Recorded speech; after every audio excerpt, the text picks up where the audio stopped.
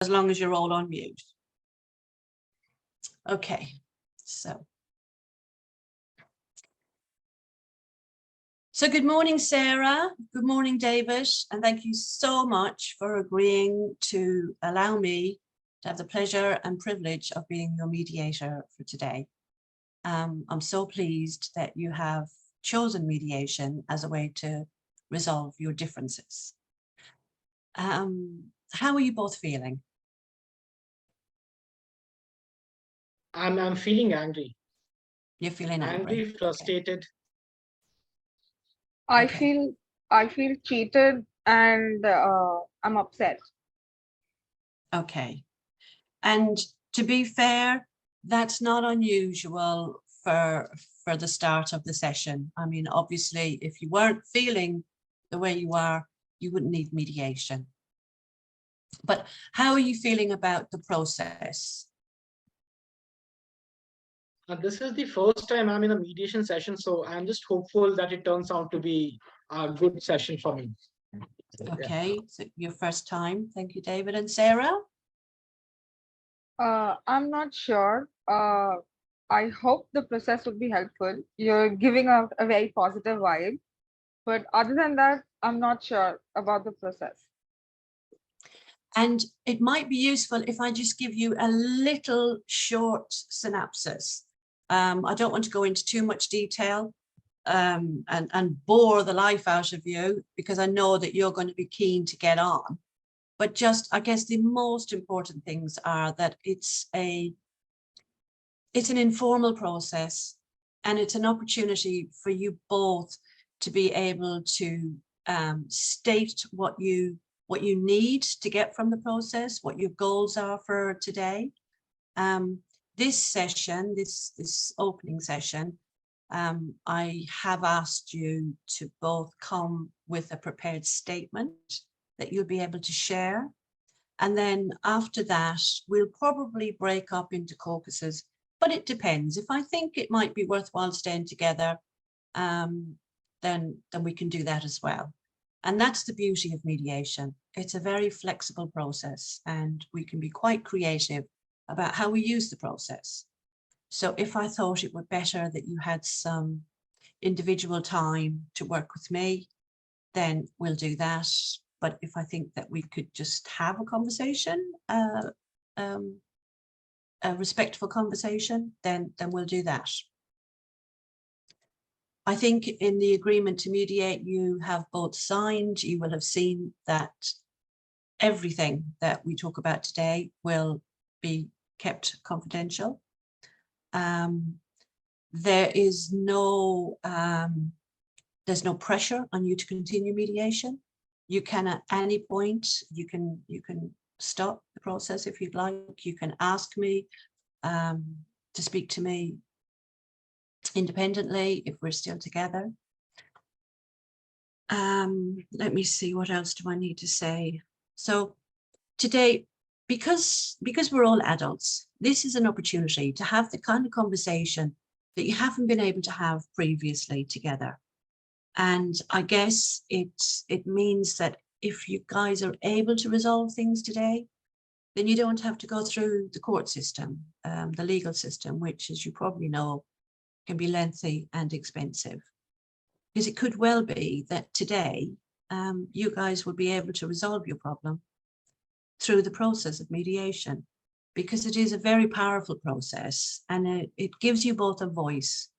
And the most important thing, I guess, is that we try to address your needs. So we're hoping for a win-win, but I'm sure you guys will recognize that it may well be that we have to negotiate some kind of a compromise that you can both live with. How does that sound? Sounds good. Sounds good? Yeah, sounds good. Okay. So would either of you have a preference whether you want to start or to go second? I would like to hear first from Sarah, that what she has to say. From Sarah? Sarah, are you happy to read out your opening statement? Fine, I don't mind. I have my own small business that I run, and I've been in business with David and Novelties the past 5 years. And they supply, raw materials to me. I have a small handicrafts business based off Patna, and raw materials are very important when it comes to handicraft. And they've supplied me with a really bad batch of raw materials, which is causing my final product to be, substandard and not up to the mark, which has caused dissatisfaction amongst my customers, and because of which I want to return the remaining material that I've not used up. So they supplied, I bought goods worth 45 lakh rupees on credit, and now I'd like to return, and I've used about 15 lakhs worth of goods, and I would like to return the rest. I cannot use such substandard quality of materials. Okay. And do you have a goal for today, Sarah? My goal, let's just say, would be to return all the remaining material and not pay for it because of the bad quality. And I hope to reach some sort of agreement regarding this, and that, David and Novelties own up to their mistake. Okay, lovely. Thank you very much, Sarah. And thank you, David, for listening without interrupting, because I didn't even ask you not to do that, but you did it. So that's beautiful. I didn't also mention that I'm going to be taking notes. It's just the way I work. I think with a pen, but afterwards these notes will be destroyed. So please don't worry about the note taking. I should have mentioned that before you started. Anyway, as I was saying, thank you. So David, would you like to read your opening statement? Yeah, I love to do that. So I run an organization or a private company called Novelties. It's based in India, and I basically make raw materials for craft items.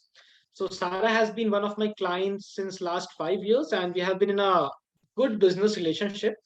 Both of us have been prompt with our contractual obligations, and it's been like in the last couple of years, Sarah brought goods worth 45 lakh rupees from me, and I haven't received my payment of that goods as of now, or until now. It's been almost 18 months to 2 years. I haven't received the payment.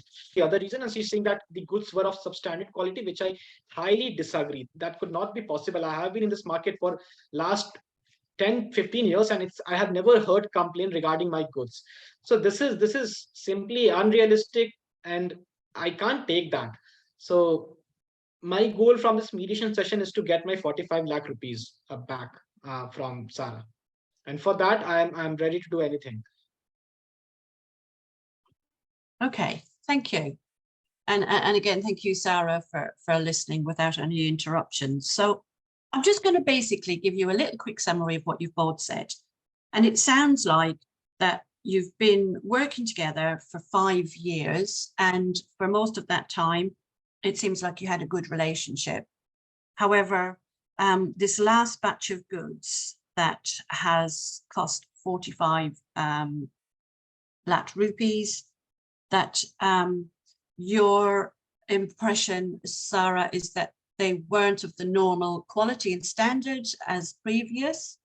And David, you say that actually you find that hard to believe, and that you think you said you're I'm not finding it hard to believe, but it is hard to believe. It's a fact. My goods cannot be of substandard quality. It's impossible to have that. okay. I believe okay. she's just lying. She just do not wants to return my money, and she wants to make free use of that goods. So Okay. I want to Okay. return those goods. I don't want to use those goods. What am I going to do with bad I'm quality not willing to materials? take that goods back. I have already paid my labor costs, and my raw materials were used. So I have already made some investment in like creating those raw materials. So you have to But pay the me raw for that. material is bad. It's a Okay. substandard Okay. quality. No, So it's not. So David, Sarah, what I think might be useful, because I can see that feelings are quite high and there's still quite a lot of anger and frustration. So it might be useful if we were to go into caucus. So let me see. Sarah, you started off first with your opening statement. So just to keep a balance, because as a mediator, it is my job to remain neutral and to be completely independent and impartial. So with that being said, David, can I invite you into a separate room, and we'll have our first individual meeting, and then Sarah, I'll come to you in your room, if that's okay. Works for me. Works. I think this is okay. It works for me. Okay, lovely, lovely. Okay, so thank you, Sarah. I'll be with you shortly. So, hi, David. I can see that, you know, that this issue has brought up a lot of angry feelings, and I thought it might be useful to give you a bit of space to kind of vent and maybe we can work in individual sessions for a little while. Okay. Is there anything else that you might want to tell me, David, that you haven't said in the opening statement? No, I believe I covered all the point, but still, to be very honest, Sarah, the company that Sarah runs is a small company in front of me. Novelties is a big brand in the market, and she cannot even make a dent in my company. I'm not sure why she is not returning my money. If I walk on my path, if I do what I want to do, she will be in a big trouble. I'll file a legal case. 45 lakhs is a big amount, and I'm not sure why she's doing that. I need that. Otherwise, I will do something which she will not, that will not be a good option for her. So she's a small company. She should be scared of me. Okay. So, can I just check when you're saying that you'll do something which is not a good option, and that Sarah, as a small company, should be scared of you? What are you referring to there? I could do several things. I can ask other vendors which provides. So I'm a reputed businessman in this country. I can ask other vendors that supplies goods to Sarah not to supply. If they're supplying, then charge higher amount from Sarah. I can file a legal complaint against her. I've been good in all these previous months. I don't want to take that path of violence and all those giving her emotional trauma and mental trauma. So I just want my 45 lakh rupees back. It's been hard for me to recover that. It's been because I've been trying uh, civil ways to recover those money. If I try, I'll have to. It'll take me some efforts, but I'm sure that I can recover those money by other ways. So how is this impacting on you? You said that it's not making a dent in your company, but I can see clearly that you're very frustrated and angry. I'm frustrated because 45 lakhs is a big amount. It is something that can help me achieve my other needs and interest, help me invest. Those 45 lakh rupees can help me invest that into some other things, and I can get much return, like better returns out of that, instead of just having those 45 lakh rupees with Sarah since last almost 2 years. And other than financially, how is the issue impacting on you? To be honest, it's not impacting me anything that big, but still, the money part is something that I really want to get back. Okay. So for you, it's basically the mediation. For you, a good outcome would be that you would get back your money.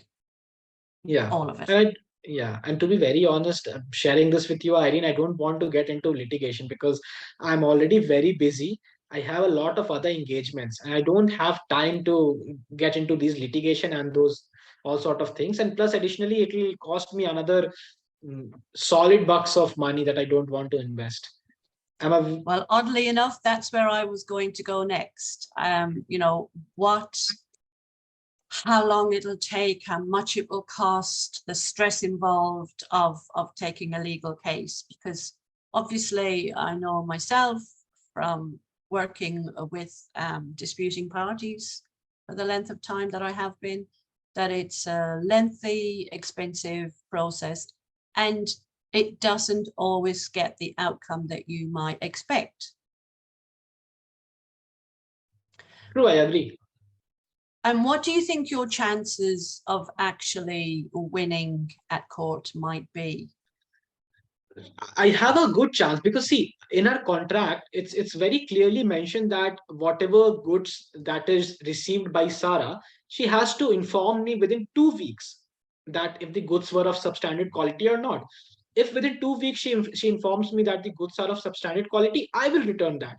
But she did not did that with this batch of goods, right? Okay. So I haven't received any clarification from her in the like initial 2 weeks, and now it's she has to pay.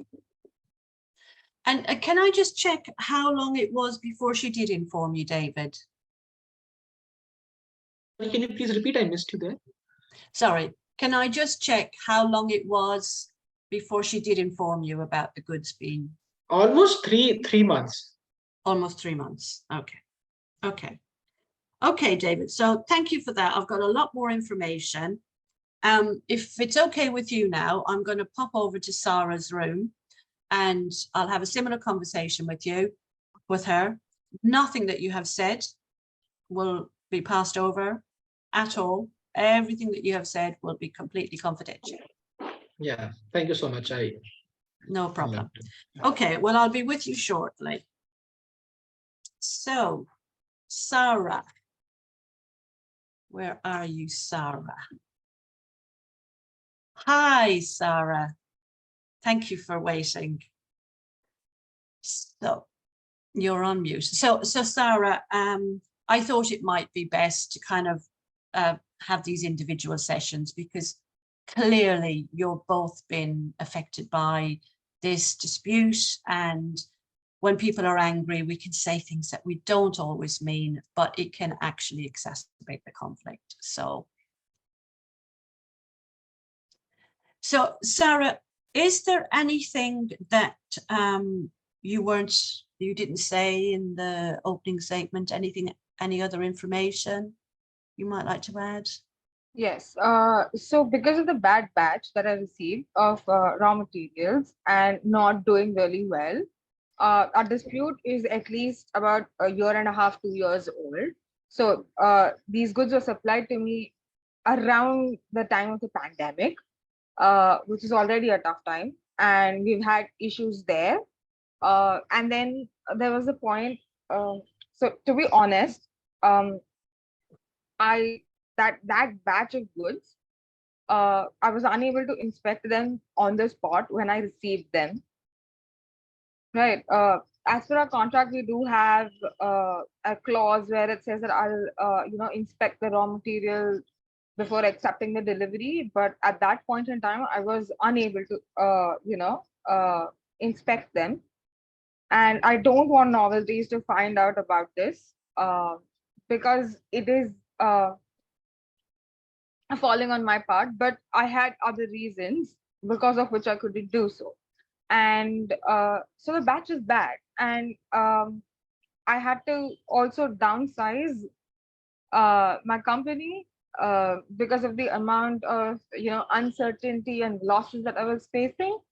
And now the extra goods that I have worth 30 lakhs, which has been unused, which is a substandard quality, I would like to return them. I don't see a need to use substandard goods. I would prefer that I return them. And for the goods I've used, I don't want to pay, a huge amount. The 15 lakh rupees is, the amount to be paid because they were a bad batch. Whatever said and done, it was a bad batch. Okay. So what you're saying is that at the time, because we're going back a year and a half, 2 years, that it was during the pandemic when you received these goods, and you actually couldn't inspect them at the time because you realized that in the contract that it stipulates.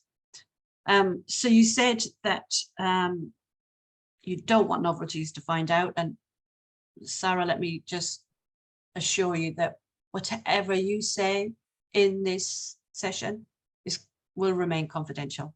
I don't repeat anything outside of your rooms. I won't be telling you what David has said, and I certainly won't tell David what you said.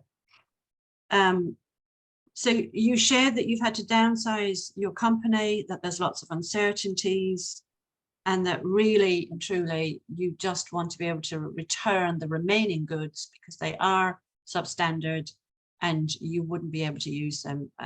So that is, I guess, your goal for today, that you're able to return those goods and that they be accepted and you don't have to pay for them. Okay. Yes. Okay. Is there anything else that you'd like to share at this point? So since I've had a long-standing relationship with David and Novelties, I would not want this, the whole issue to go to litigation. But if we don't manage to settle it, I will, end up at the litigation table. And I think I do have a fair chance at winning. So that would be my next step. If this mediation fails, if we don't come to some sort of agreement, I am going to have to go to litigation, even though I don't want to, because I know it might affect, my working relationship and business relationship with Novelties, but I would have to do that. And have you considered the cost of trying litigation? I have.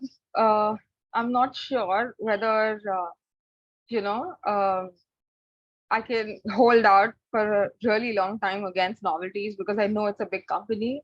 But I'll have no other option left. Okay. So what do you think, have you sought any advice about what your chances might be if this was to go to court?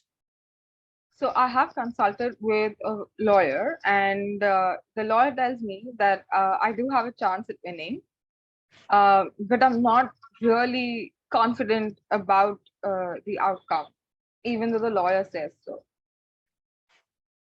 So there's a small chance of winning? I believe there's a lot of uncertainty. If I go to litigation, there'll be a lot of uncertainty I'll have to deal with, and I'm already dealing with a lot of uncertainty. I wouldn't want that to happen. I prefer certain amount of certainty, certain amount of stability right now. Yeah, it's so important at the moment with the way the world is, isn't it? Okay, Yes. Sarah. So what you're saying is that you did seek advice with a lawyer.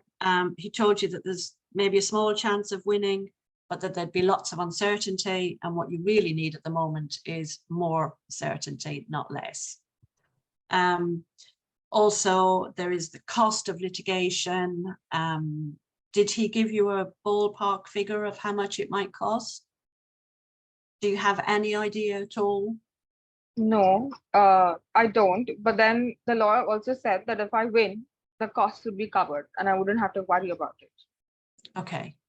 So with all that said, is going to court, is that a viable option for you? I think I would like to think about this further. I've already pondered on this a lot, but I'm still unable to make a decision as to what to do.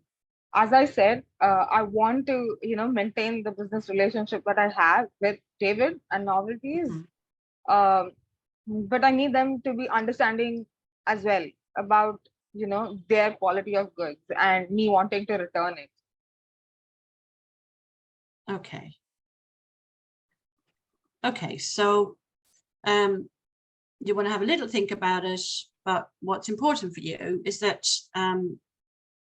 you were able to maintain a relationship with David. And I guess if you end up in court, that probably puts that to an end. you said you'd like some understanding from David. Yes. So it's a little early to be talking about offers and counter offers and kind of get into the negotiation. So what I'm going to do is I'm going to go back to David now, and that will allow you to kind of have a think about, if you could get this sorted today, what would it mean for you? Okay. Okay. And I'll come back to you shortly. Okay. Thank you, Sarah. Thank you. So I'll just go and see David now.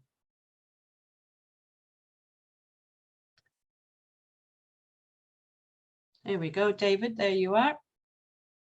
Hi, David. Hi, Irene. Hi. Hi.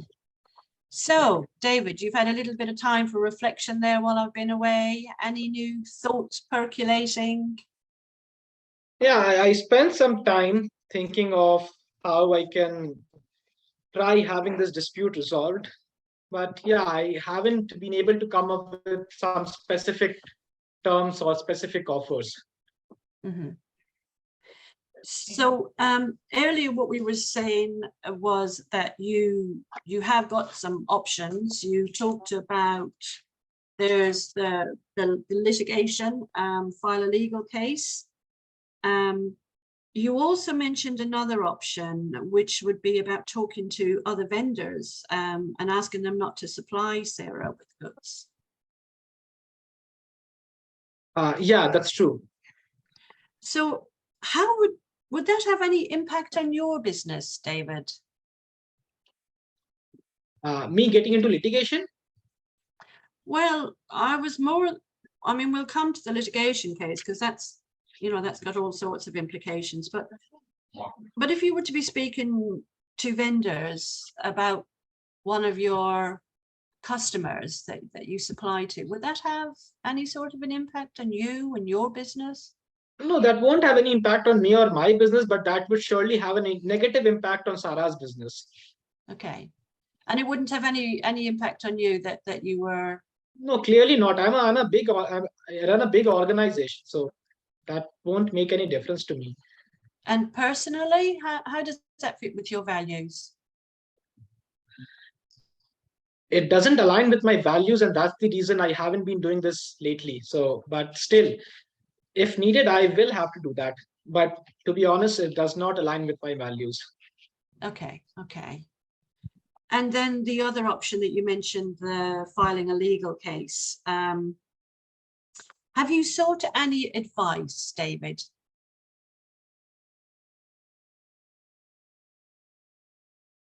Can you please repeat? I'm sorry, I lost you. Of course, not a problem.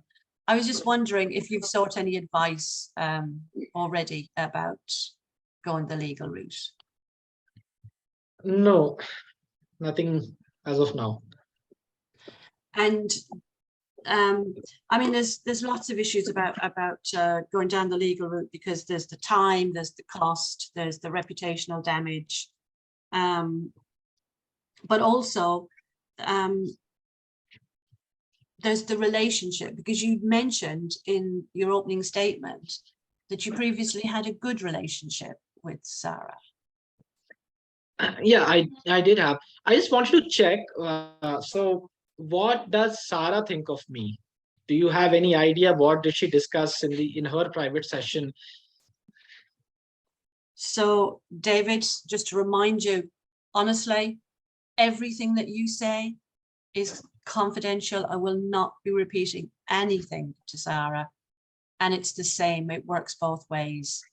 I'll be breaking every code of conduct as a mediator if I were to share information between yourself and Sarah.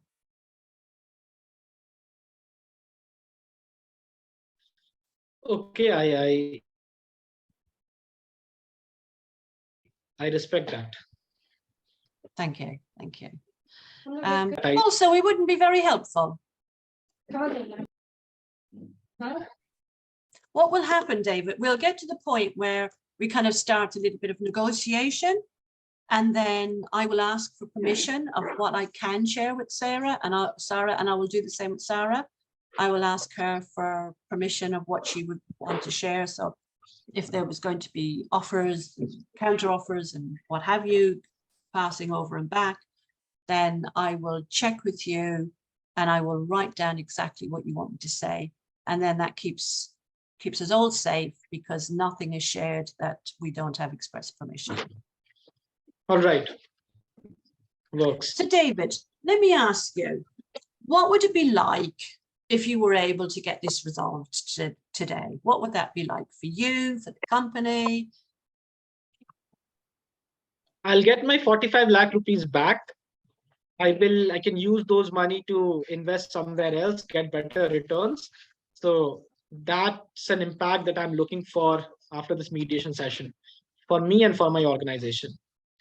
Okay, so is that your, I mean, I get it that that's your opening position, but are you willing to make an offer that might help Sarah? Because obviously if Sarah could have paid you the 45 lakh, you wouldn't be here in mediation. So what I'm worried about is that that if you're both going to take your initial positions throughout the day, that the mediation just won't be successful. See, Irene, to be very honest, I have also heard that a few batches of my good were of substandard quality. So Okay. Under the weather, I'm aware of such facts, and I do not want Sarah to disclose this to anybody else outside her organization or anybody else outside the market, because that will open a gates of litigation for me. Every other vendor that I supply my materials to will come to me asking for a refund or asking for a return of goods, and I don't want that to happen. So I can help Sarah in some way or the other, but keeping in mind that she's also willing to come ahead and look for a amicable settlement. Well, that's what today is all about. It's the perfect opportunity for the two of you to be able to find something that you can live with. So a happy compromise, if you like. Okay, so I have an offer in mind. I've got my pen in hand. All right. So, okay, what I heard from Sarah is that she used 15 lakhs worth of goods and she has 30 lakhs worth of goods with her. So, what I can help her with, I will take back the shipment, I'll take back those 30 lakhs worth of goods, but the shipment will be taken care by her. Like the shipment cost, she will have to pay, because while we ship, we pay. Now, when we are receiving the goods from her, she will have to pay for that. Apart from that, the 15 lakh good that she used, she has to pay from that. Like 15 lakh, I want the amount, and the rest 30 lakh goods I can receive.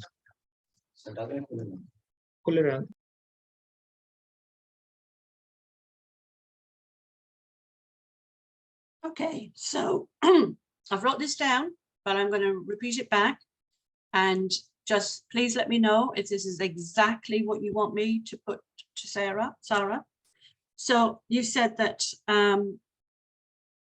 your offer would be that you will accept back the 30 remaining lats that are unused, as long as Sarah covers the shipment costs, and that you would like her to pay for the 15 lats that have been used.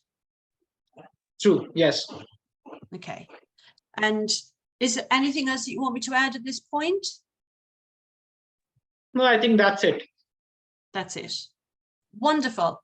Thank you very much, David. So now what I'll do is I'll go and I'll put this offer to Sarah, and we'll see what happens, and then I shall come back to you in a short time. Okay, thank you very much. Sarah. There you are, Sarah. So, hi, Sarah. Can I just start by saying that I have an offer, So if I can put this to you first before you share anything. Okay. So David has said that his offer would be that he accepts back the 30 lats that have been unused. If you could cover the shipment costs, and if you paid for the 15 lats that you did actually use. Mm-hmm. So how does that sound? Okay, but not very good. Because as I've said before, the raw materials that they ship were of substandard quality, and I have not used 30 lakhs worth of material, and I want that return. So I would like if novelties can pay for the shipping and delivery cost for the unused materials. And further, since the substandard quality was used to make my handicraft products and they were sold in the market, um, that affected my goodwill, my reputation in the market, because the quality of the handicrafts was not up to the mark because of the substandard raw material. So that has led to further amount of losses for me. And I don't think it's fair that they demand that I pay the full amount for substandard quality materials. So if that can be negotiated upon, I would be happy to negotiate, be happy to come to some kind of compromise with them regarding this. Okay. So what would be your counter offer then, just so that we're really clear? What would be your counter offer, Sarah? So I Sarah. return the 30 lakh worth raw materials, the unused raw materials. But novelties pays for the shipping and delivery cost that it would take to ship it back to them. So they pay for that. And that I don't have to pay the total 15 lakh rupees for the used raw materials, and we do some kind of negotiation on that. I'm open to hear what kind of offer they would like to provide on that point. So it sounds like, Sarah, that you're sticking rigidly to your initial position that you turned up with this morning, because you're still looking for, you want to be able to return the 30 lats. You want David at Novelties to cover delivery and the cost of the return. You said you also don't want to pay for the 15 lats that you have already used. I'm willing to that pay. Affected your goods. I'm sorry. No, I'm willing to pay, but not the full amount. Okay. So how much are you willing to pay? I think I can pay up to say 9 lakhs, 10 lakhs, not more than that. Okay. So just to be specific, would it be 9 or 10? Let's say 10. Let's say 10. Okay. So I write everything down so that I can be absolutely assured that what I'm repeating to David is exactly what you have offered. So your counter offer, Sarah, is that you will return the material that has been unused, that you would like David to cover the cost of delivery and shipping to return them, and that you're willing to pay 10 lats for the materials that you have already used. Yes. Okay. I shall pop over to David. I shall put your counter offer to David, and I shall return. Okay. Thank you. Okay. Thank you. Can I just have a sense check about timing? Kudrat or somebody, how long have we got left? Yes, we have around 10 minutes more. Around 10 minutes. Thank you. Lovely. Okay. Okay. So, hi, David. I'm back again. I have a counter offer, David. This is the Counter offer? negotiation. As Sorry. I already shared an offer with her. So why is she giving me a counter offer? It's a blessing that I am giving an offer to her. I don't need a counter offer. She needs to accept that offer.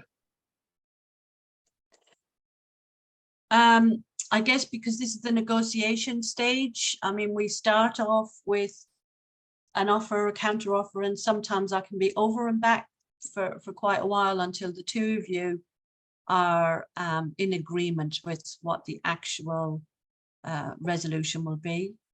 So did she not accept my offer that I gave to her? Shall I just share what she said? Because I wrote down what I can share with you. Okay, please go ahead. Okay. So, David, Sarah has said that she will return the 30 lakhs of unused materials. She said she would like novelties to cover the cost of delivery and the cost of return. And she said that she's willing to pay 10 lakhs for the goods that she did use. So she's just to recheck, she's willing to pay the shipment cost of the used good, like unused goods that's with her, right? No, she has requested that actually novelties cover the cost of both delivery and return of the goods. That's not acceptable. I heard her offer. What we can do is instead of like 15 lakh, what I heard from her that she got a few complaints that her goods were of substandard quality and all of that. I can negotiate on that 15 lakhs part where I'll be fine if I receive 12 lakhs. So 12 lakhs cash I want in return of for the goods that she used that was worth 15 lakhs. So I'm okay with getting 12 lakhs for that. For the 30 lakhs good that is unused, she has to set, if she want it to get it delivered to me, she want to return it, then she has to pay the amount for that.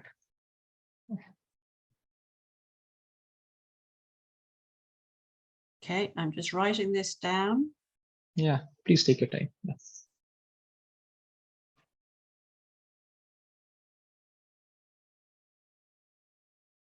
So you say that with regards to the used goods, that Sarah must pay for the costs of delivery. Yeah. And the cost of return for the items? No, for the cost of delivery, she has to pay whatever 30 lakh worth of goods is with her. She send it to me, and whatever cost will be borne, she has to bond that. Okay, so she must pay for the costs of returning the items. Yeah. And with regards to the delivery costs that you novelties had charged Sarah for the goods to be delivered to Sarah, are you willing to? That's our initial contract. So whenever we send her the goods, we ask for some payment. So if the goods, I don't believe that the goods are of 100% substandard quality. I heard it from somewhere, but still I'm not 100% sure. If she's willing to send back, okay, I can also pitch in here and I can say, let's say I'll pay for 20% of like whatever payment is generated, whatever amount is to be paid, I can pay 20% of that. 80% will have to be borne by Sarah. I'm doing too much for her. And that is not going to help me in any way. I'm anyhow doing too much for her. Okay. So what I've heard you say is that you are going to cover 20% of the costs of the return of the items. Yeah. We'll have to look and see what that cost amounts to, so that we can actually talk specifics, because it's just easier on both of you because there's no kind of unclarity after the end of today. Yeah, works. Okay, so what I've wrote down, what I'm going to repeat to Sarah, is that your counter offer is that you will, let me see, 12 lats cash for the goods that she's used. And for the used goods, Sarah must pay the costs of returning the items, must pay 80% of the cost of returning the items, and you will pay 20% of the costs of returning the items. Yes, exactly. Yes? Okay, wonderful. Is there anything else you want to add at this point, David? No, this is all I had to say. Okay, thank you very much, David. Sure. I shall return. Sarah, hello there.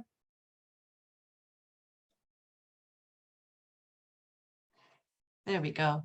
Hi, Sarah. I'm back again. Hi. So I did relay your counteroffer to David, and in fact, I have now a counteroffer for you. So we talked earlier about that you would have to pay for 15 lats, and now David is saying that he will accept payment for 12 lats for the goods that you have used, and that when you're returning the 30 lats of goods, that he is willing to pay 20% of the costs if you pay 80% of the costs of shipment. This seems a tough call to make. I don't know what to do. Because I know Novelties is a big company, right? And compared to them, my business is pretty small. I won't be able to hold out against them for quite some time. You know, I don't have the resources that Novelties does, you know, to hold out a long drawn out litigation. So I really don't know what to do. I think maybe then that this would be the best I can get out of them. Sarah, you do not have to decide right now. We can have a break. It'll give you some time to digest, to kind of process, to have a good think. I mean, if there's anybody that you want to check in with, and we can continue after the break. There's no pressure on you to have to make a decision right in this moment. Then I would like to think about it. Really, I would love the opportunity to consult with, you know, my lawyer, and I don't know. Maybe let's see what can happen about it. Okay, lovely. Now, is it all right if I say to David that you're going to have a little think, and that I've suggested that we take a break and that we pick this up in half an hour? Sure. Wonderful. Thank you very much, Sarah. Thank you. And I'll go and tell David that, and then we'll pick this up at it will be half an hour from now. Thank Lovely. you.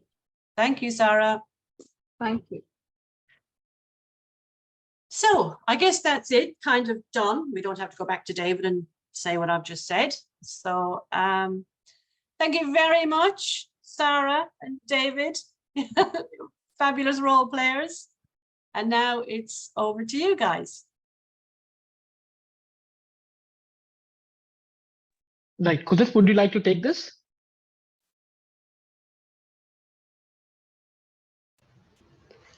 I really enjoyed watching this role play. So I would now like to open the floor for questions to the participants, those of y'all who've been watching this. Any questions for Irene, Aditya, or Bhakti? Just to understand what they were doing and to learn their perspective. Yes, Sakshi, your hand is up. Good afternoon. So I just had one question that was, so when Irene, you came to know about the breach of contract that was there on behalf of Sarah, shouldn't we let Aditya know, like the other party know about it, because she like agrees to the fact that there was a breach of contract, and like does this not fall in the ethical dilemma that we were talking about earlier? Kudra, do you want to cover that? Irene, would you want to take your perspective, and then I will also share what I shared in the earlier session. So Sakshi, Okay. how I was saying that there are different ways of doing it and the mediator exercises discretion. So let's hear Irene's perspective because you learned a new one. Yeah. And I think for me as a mediator, what my brief is in my own head is for these two to find a resolution. And if they're both happy with that, then that's okay with me. I'm not a lawyer myself, so I don't have the burden of thinking, oh, that's a breach of contract, I must do something about that. Because it sounds like that they both just wanted to be able to sort the dispute. So as far as I was concerned, I don't want to get into talking about breaches. I just want to stick with resolution. Great. Thank you for sharing that, Irene. So Sakshi, you'll have to play it by the ear. You'll have to read the personalities in the room in front of you. Yeah. And you have to do what is best for the process and for the parties. It also depends on power imbalance. Yeah. Sometimes there's a party in a room who will, in a private session, is able to tell you, this is what I want. But when they're in a joint session with the other party, they're so intimidated that they don't even have the courage to exactly state what was the offer that they want to communicate. Yeah. And then it becomes very important that if you are playing the facilitator who is communicating, you have to be sure that you're saying their exact words. So what you saw Irene doing, which is very important, every time there was a offer or a proposal, she made sure that she notes it down so that when you're communicating that offer to the other party, you're not mixing your own words, you're not adding more than what this party is proposing, and you're exactly quoting what they've said. Yeah. Thank you, ma'am. Great. Let's hear from Dia, then Shruti. Good evening. Yeah, I just wanted to ask when there's hostility in the session, like not just towards another party, but towards the mediator as well. And many parties don't are not willing for a mediation session, then how exactly are you handling that? Because a hostile party is not something that you can calm down with just words. And something that's connected, another question that's connected to this is what, like here they had a common ground that they did not want to go into litigation. So how exactly are you finding common grounds that help connect the two parties together? Because sometimes it is hard because what they want is like exactly opposite to what the other wants. So that is something that I would want to know.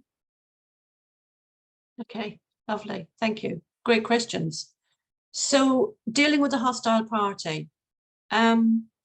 In 23 years of mediating, I've only ever dealt with one hostile party towards me, the mediator, and I stopped the mediation. I split them up, I asked them to return to their rooms, and I had a conversation with the hostile party.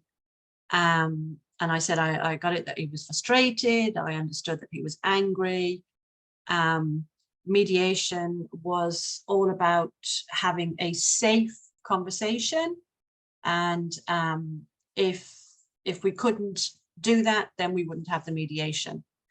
The guy was still very vocal, and he wasn't there voluntarily. And mediation, I don't know about in India, whether it's mandatory or not that you have to attend mediation, but it's not in the UK. And so if people were hostile towards me, it would be quite unusual. as they're there as a voluntary. If they were hostile with each other, I would do what I did earlier, which was, you saw me just inviting them into separate rooms, and then they can vent as much as they want in those separate rooms. I don't take anything personally. I understand that tensions are high, emotions are high. There's normally a lot of money on the table. There's normally worry about reputation. So they can say and be as hostile in the other room as they like, to a point. If they start getting really disrespectful, then I would address that. But as you saw, by just remaining calm and respectful and acknowledging that you understood that they're that they were feeling angry, then actually that does tend to calm people down, and it does help to build trust with the process and trust in the mediation and trust with the mediator. Does that answer your question? It does. Thank you. Just to Welcome. add to that, what I also liked, Dia, what I noticed Irene doing, you remember this time Aditya came in and said, what counter offer? She's not accepted my offer. He was not willing to hear a word more, just saying that my offer has not been accepted. So he was acting up, but Irene, as the mediator, was still very calm.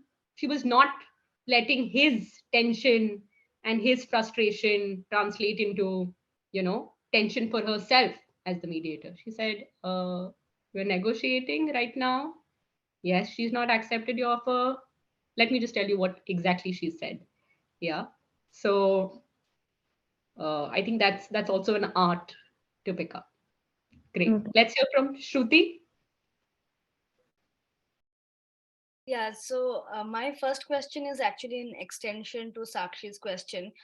So when David mentioned that he might do something to harm her reputation, like talk to the other vendors to higher the prices, or maybe I think, for example, if he would have even gone to the extent to say that I would hire some people to go to her place of business and do something disruptive.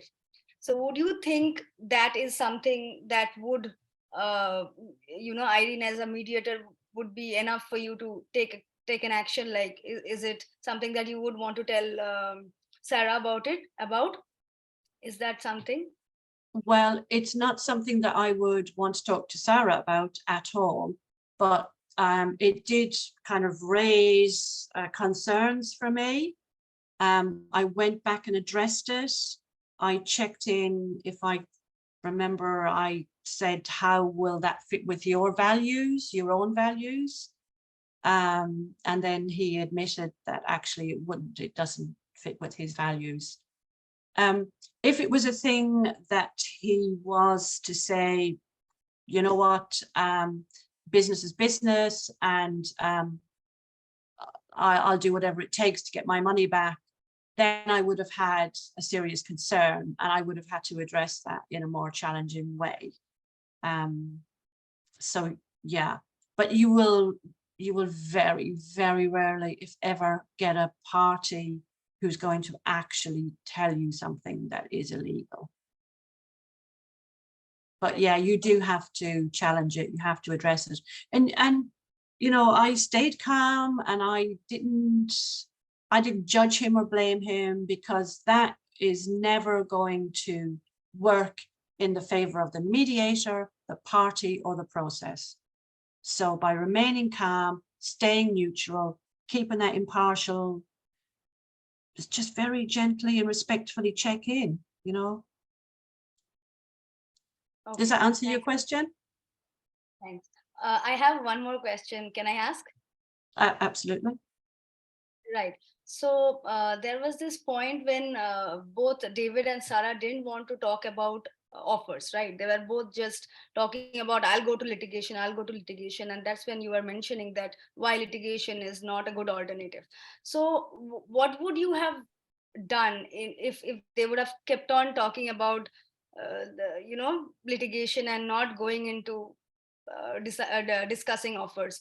Would it be feasible for a mediator to talk about the more specific parts of the thing. For example, asking Sarah what damage has happened because of the substandard quality of the materials that she has used, and has she made profit from it, or has she made a loss, or why did David make such quality? Is there an issue in his factory? Are these questions valid? To be fair, as a mediator, I'm not doing an investigation. It's not about fact finding. By reminding them of the position that they arrived with this morning and kind of exploring that at great detail, I'm keeping them in that position. And the whole purpose of mediation is to move them out of their position and talking about their interests and their needs. So if they were both saying, no, this is my offer, either he accepts it or we go to litigation, and he was saying the same, then I would do some more disruption. And the disruption is all about, so what would it be like if you were able to leave today with an agreement in place that would keep the relationship intact, that would keep your reputation safe? What would that feel like? And so you start asking those kind of questions. So it's kind of like a bit of carrot and a bit of stick, where you're kind of saying, so if you don't get a resolution today, what will that mean? And if you do get a resolution today, what would that be like? So you kind of, it's called the disruption stage. You kind of do a lot of that. Does that answer your question? Okay. Thanks. Lovely, thank you. I'm afraid to pronounce your name, but on my Kudrat, I'm going to let you do the... Yes, Sarmishta. Let's hear from Sarmishta and then Shashwat. Okay, thank you. My question is, if both the parties are not agreeing at all on a point, then how this situation be handled by the mediator? If he or she has a discretionary power to apply? So we'd call that impasse. An impasse, of course, it happens. So when you have impasse, what I find most useful is to say, so where we're at the moment, you're in agreement about this. You're stuck on this. So if we were to focus on this, is this going to be a burden too much? Is this blockage going to disrupt the whole mediation? And I would start kind of asking those disruption questions again, about what, will this kind of scupper the whole mediation? So what will that mean for you today? What will that mean if you have to leave today without a resolution? And start going back over that again, because ultimately, at the end of the day, I am just a mediator.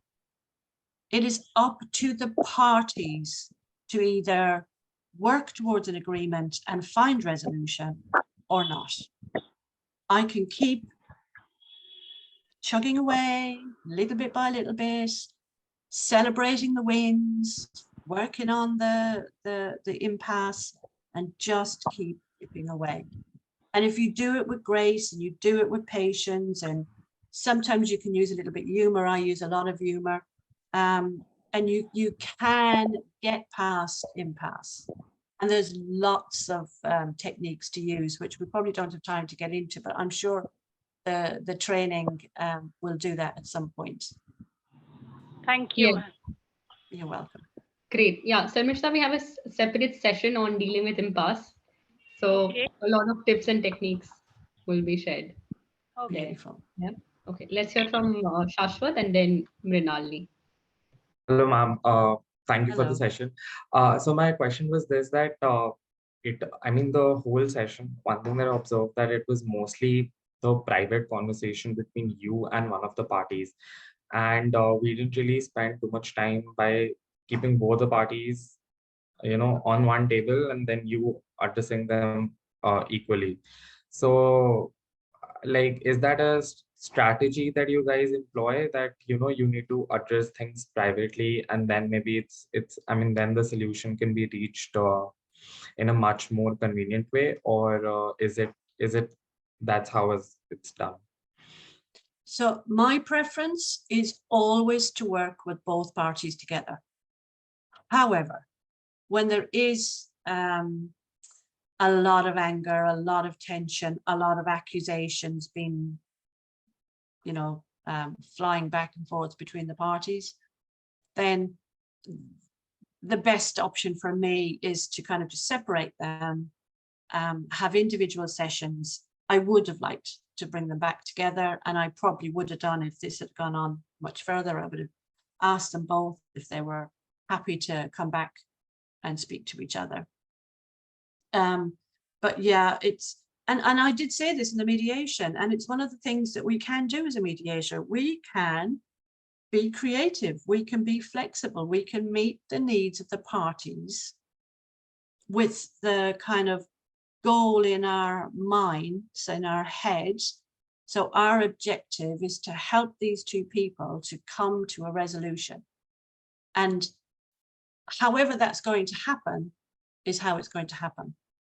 So whether they're together or they're in individual sessions, as long as they're moving in the kind of right direction, as long as they're moving forward and they're focusing on resolution, focusing on having their goals met, focusing on having their needs met, then however I do it, that's fine with me. Does that answer your question? Yes, ma'am, definitely. Thank you. Lovely. You're welcome. My pleasure. So we have no more hands. Any other questions? Feel free to unmute and ask. I have a question. Yes. Go ahead. So in this case, as it was, there was an evident power imbalance. So how does a mediator, deal with two parties where one party has, more power than the other, and how is the power imbalance dealt with in an effective manner without affecting, the party's right to voluntariness and self-determination? How is this done? So the power imbalances can be quite difficult to manage and to deal with if they're extreme. However, I always think of the parties as people. And I will talk about this as a safe place for two adults to have a safe conversation. And ultimately, one party might have more power, as in he's got a big company, he could crush the other one. But actually, you will have noticed, and I'm sure that you were able to hear the sessions with David. I didn't buy into that. I didn't buy into the fact that he was a much bigger corporation. I treated him as an individual. I treated him as a human. I treated him as a person, and talked about his values, which reminds him that he's a person, which reminds him that, actually, I want to feel good about me and what I do and how I behave. And it completely changed everything once I talked to him about his own values. And if you notice right from the beginning, when I asked you both to put your names up and it was novelties, it's like, well, actually, it's not novelties. You're there representing novelties, but what's your first name? Because once you get, that first name basis and you're kind of having adult to adult conversation, adult to adult communication. Does that answer that question? Yes, thank you. My pleasure. Aha, and two more. Yes, let's hear from Srijit and then Nidhi. Yeah, in one point of time, when one of the parties, David asked you, what does she think of him? Would it be a viable option to, tell him that she thinks of David as in a positive way and thinks that he will be understanding of her problems? No, No, because I talk about confidentiality, I talk about it in the beginning of the mediation. They will have signed an agreement to mediate, which includes the confidentiality. I promise both of them that I won't be repeating anything, that nothing is said that will go out to the mediation room. So I will never, ever share anything that I don't have express permission. I have a highlighter, which I use all of the time. So in real life mediations, I'll write down what they say and I will highlight it. So I know that that is the only thing that I can share, what is highlight. I understand what you mean. That's a great way of doing the thing. But what I actually meant is, if you would have said there, like to David, that Irene, sorry, I forgot the name. She thinks very positively of her, and she thinks that David will be very understanding of her problems. That would have facilitated the conversation in a better way. Maybe David would have a little bit more understanding and would have been not so aggressive towards her. So it would have had a positive effect. But is it good to do, or is it we should refrain from doing it? Well, I'm afraid it's the same answer, unless she said in her opening statement that we used to have a really good relationship and I'd like to get back to that. I wouldn't be addressing it, and I wouldn't address anything, whether it's positive or negative, unless I have permission. So maybe if there was an impasse, I might say to Sarah, is there anything that you'd like me to share with David about how you see the relationship, or anything positive that might help to for David to, I might start exploring that. But in actual fact, in this particular scenario with the wonderful role players, we didn't need to go there. So we didn't have to. But there's always ways to deal with, no matter what comes up. There's always methods, techniques, tools that we can use. Yeah, I get. Thank you. Okay. My pleasure. Shreedhi, just to add, then I know as a young mediator, you think that there's, some useful information on the table, which if communicated to the other party can expedite the process, can make the process more productive. So I understand where you're coming from, right? That's your urge, that this could help both of them. But yes, you have to refrain from acting upon that urge, because what's confidential is confidential. So what if she said something negative about David, right? Said that, he's a money minting machine. All he cares is about money and not real people. And you would not go ahead and share that. Similarly, even if something positive has been said, you cannot go ahead and share that unless you've been expressly, authorized to do so. Yeah, I get it. Thank you. Okay, great. I'm also mindful of time. We just about have a minute more. So I am going to take Nidhi's question, and I'm going to request Nidhesh and Mrinalini to put your questions in the chat box. Hi. So my question is, say there's an impasse and you personally as a mediator feel that mediation is no longer a viable option that solves the solution of the issue. So is it your role to kind of make your opinion on that like known to the two clients, or do you kind of allow them to reach that conclusion on their own? So if there is an impasse that I feel there's just no getting around, I will name it. I will say, so it seems like we're absolutely stuck on this particular issue. And then I would put the responsibility back with the parties. What does that mean? What does that mean for you? What does it mean for the mediation? What does it mean for a possible resolution today? And what does it mean if you don't get a resolution today? And I normally have it handy. Responsibility ball, here we go. When I'm training mediators, I use this all the time. So in a room, I throw it around and I try and play a party, putting the responsibility for the resolution on the mediator. But actually, the responsibility for the conflict lies with the party and the responsibility for the resolution lies with the party. So I always think of just, let's pass this back to where it belongs, which is you, the party. If you don't get past this area, what will that mean for you?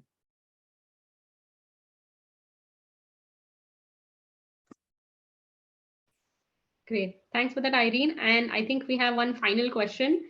Do you as a mediator ever make suggestions, offers, or counter offers? I think Irene just answered that with this ball example, that the responsibility of the resolution, which involves coming up with those offers and counter offers, again lies with the parties. Yeah. All right. With that, we've come to an end of the session. Thank you so much, Irene, for creating My time pleasure. for all our trainees here in India. It's always a great experience to have you on board. A lot to learn every time we watch you.